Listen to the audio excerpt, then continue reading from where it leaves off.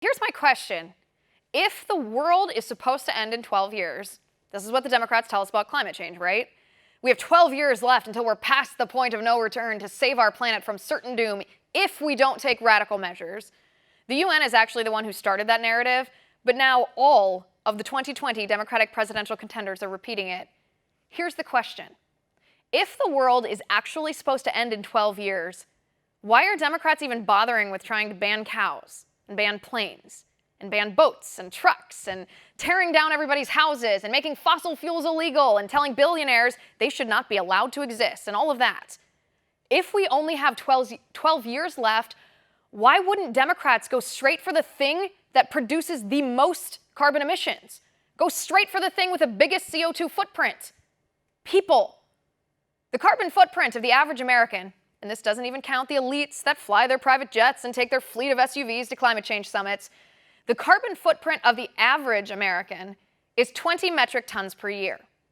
There are 325 million people in our country.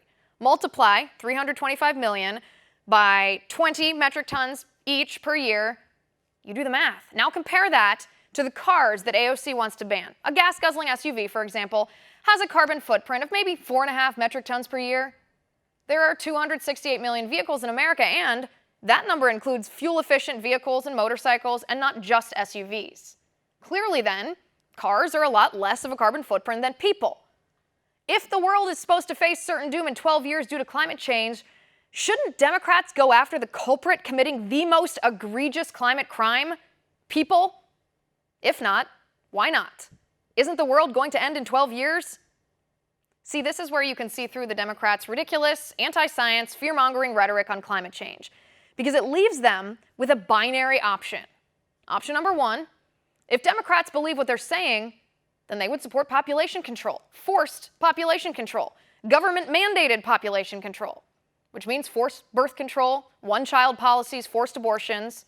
Or option number two, if not, then Democrats are using threats of you will die if you don't give us money and power and the end of the planet is coming to try to manipulate us to give them money and power.